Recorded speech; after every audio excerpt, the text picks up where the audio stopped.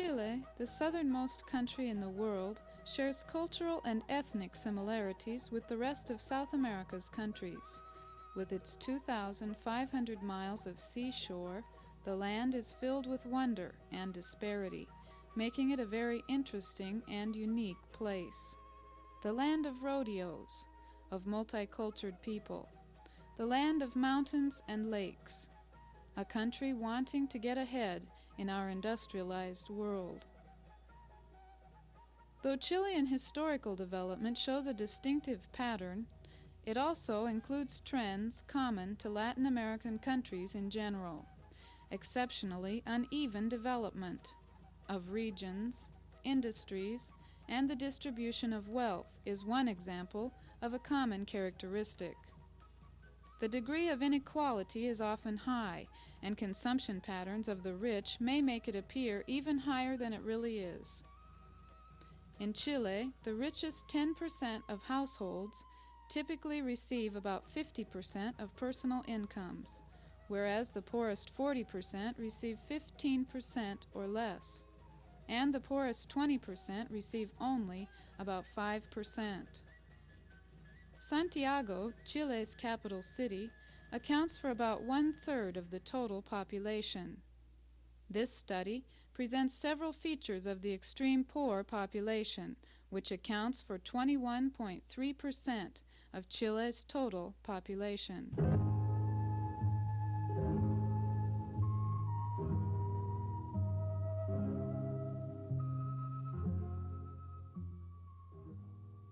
My name is Juan Perez. I'm 45 years old and I've been unemployed since 1974. I live with my wife and 3 kids. 2 others died for lack of food and medicine. I have no unemployment compensation and we live on a $30 monthly check from Social Security payments. I'm willing to work, but there just aren't any jobs.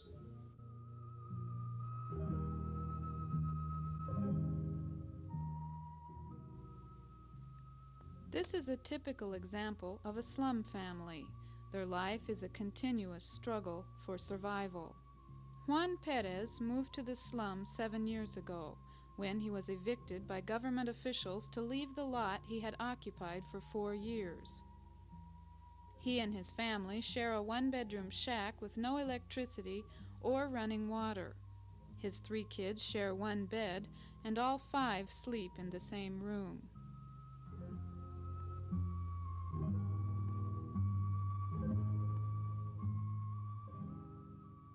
Housing programs in Chile are inadequate and unable to provide shelter for everybody. Construction materials are extremely expensive, and the difference in housing between classes is striking. 53% of the extreme poor live in shacks consisting of a 1-bedroom space, kitchen included. No electricity, gas, or running water exist in these houses. Such housing conditions are alarming. The consequences, especially in the area of health, are grave. Fecally related or fecally transmitted diseases are easily spread when there is insufficient sewage disposal and lack of water for personal hygiene. Often, water that is available is contaminated and unsafe for drinking. The average family consists of 5 members. If they are lucky, they will share 2 beds. I get up every day and go to the unemployment office. I've been a construction worker all my life, and I have a healthy body. It is frustrating. I come home, and I don't have anything to feed my children with.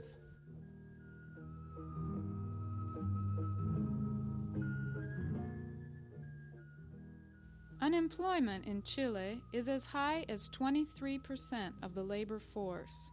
The current stagnation of the economy is indicated by the declining ability of industry to absorb an increase in the economically active population, especially in terms of urban growth.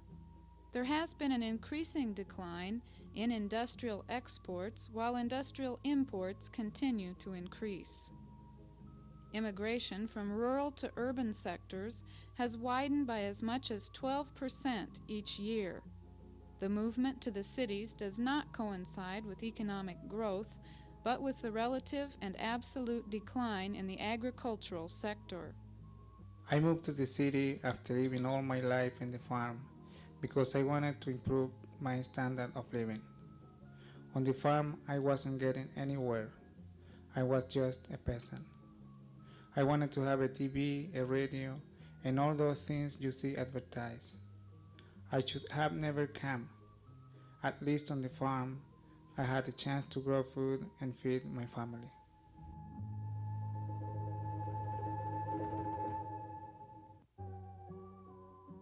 Open unemployment in Chile reflects more the problem of young dependents seeking jobs than that of experienced workers losing their jobs.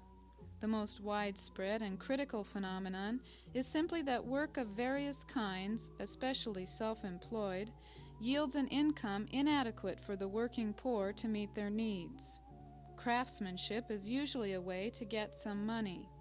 They must find something, even if it yields only a pittance.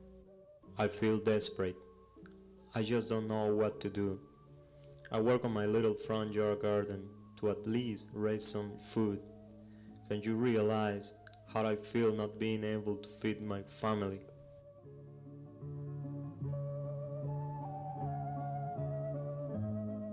Juan Perez's kids eat at one of the popular dining halls that are set up by the church and foreign non-profit organizations in each slum.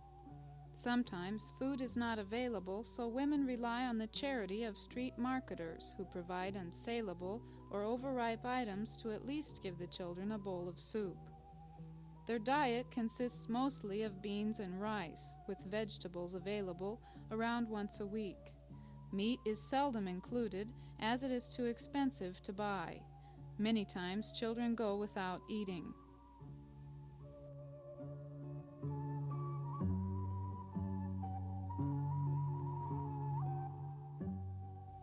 The increasing difference between the incomes, wealth, and control over world resources in the developed and developing countries has become a central issue. In 1972, the industrial market economy countries, with only 17% of the world population, accounted for 67% of the total world output. At the other extreme, 26% of the world's population lived in countries whose total output accounted for under 3% of the world total. Increases in petroleum and phosphate prices have redistributed income to developing countries as a group.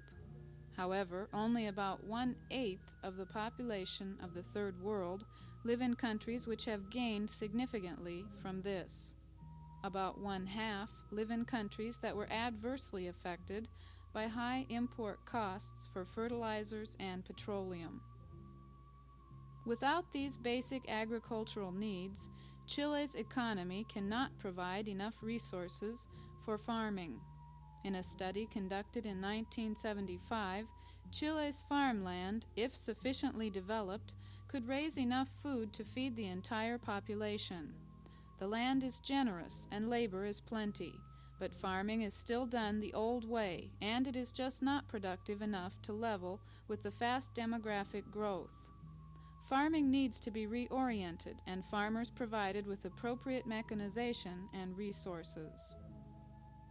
If we only had the appropriate tools and machines to farm, things would be so much better. I've been farming all my life the same way my grandfather, my father, and most likely my son will be. On the other hand, wages are so low that I need to put my whole family to work so we can survive. I don't want my children to be like me. I want them to go to school and have a better chance than I had. But what can you do with $3 after a 10-hour labor day?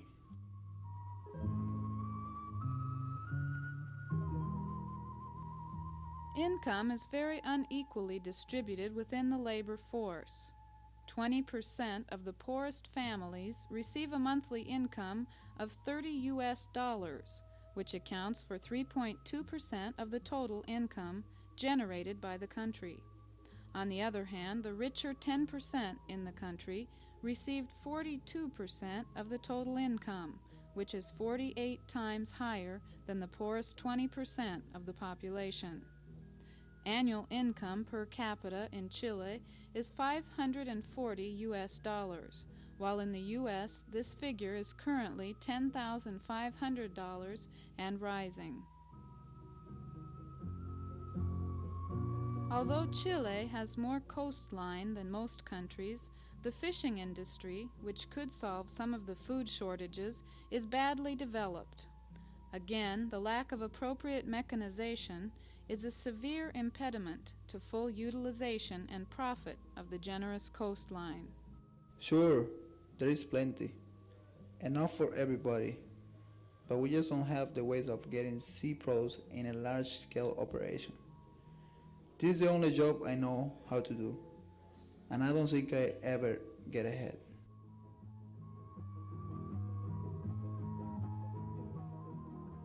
Distribution problems, both in farming and in the fishing business, remain the major stumbling block. Without transportation means, people take their products to street markets which lack sanitary controls, thus resulting in diseases and infections. Prices are much more convenient, but you run the chance of getting some rotten food due to the lack of refrigeration and proper packing techniques.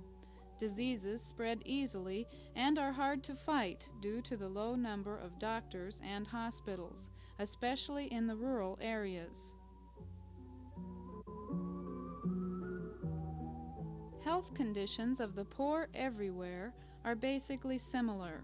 Their core disease pattern consists of the fecally related, airborne diseases and malnutrition. Mortality rates of newborn babies account for 62.9 for every 1,000 babies in Chile. You ask me not to have babies? I've lost 2 of my kids and you ask me not to have babies.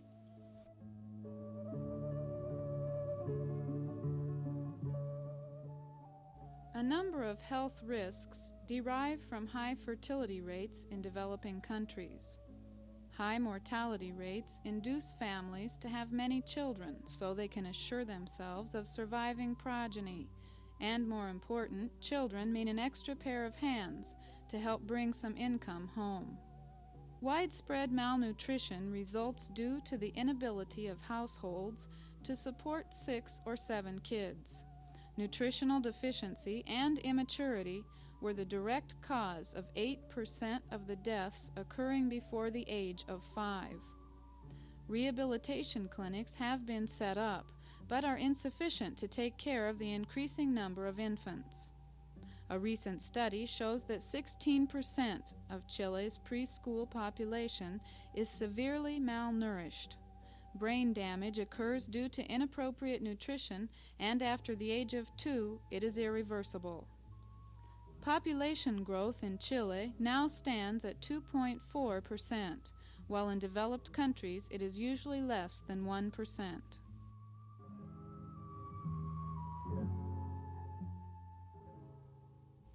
Wealth is usually referred to as the level of culture and the educational standard achieved by a country.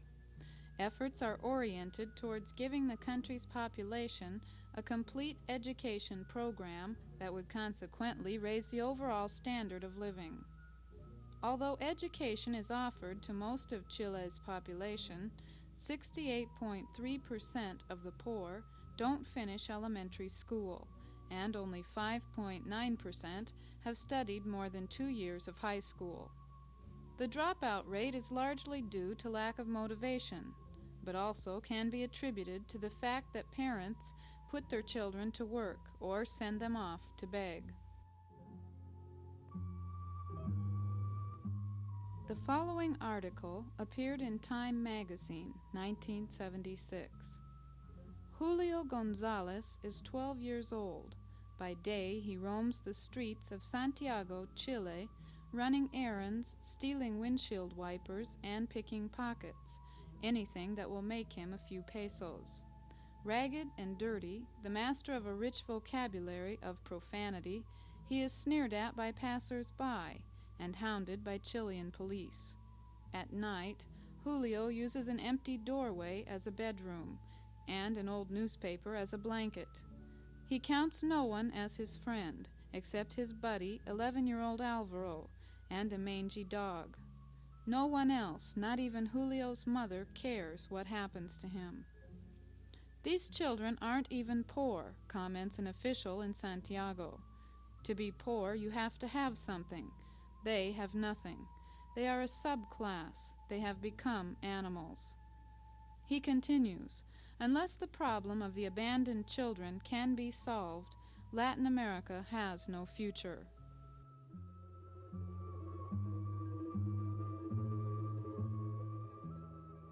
It is obvious that poverty should be a first priority concern of the present world.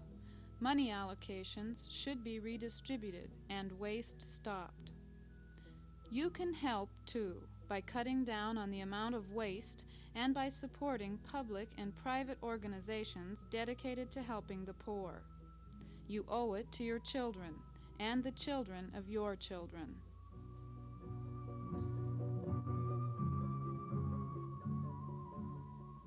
I had a dream last night. I dreamed I saw mankind as a flower garden with hundreds of different kinds of flowers, all different and distinct and beautiful in their own right, and all growing in the same garden, making it a very pleasant place to be.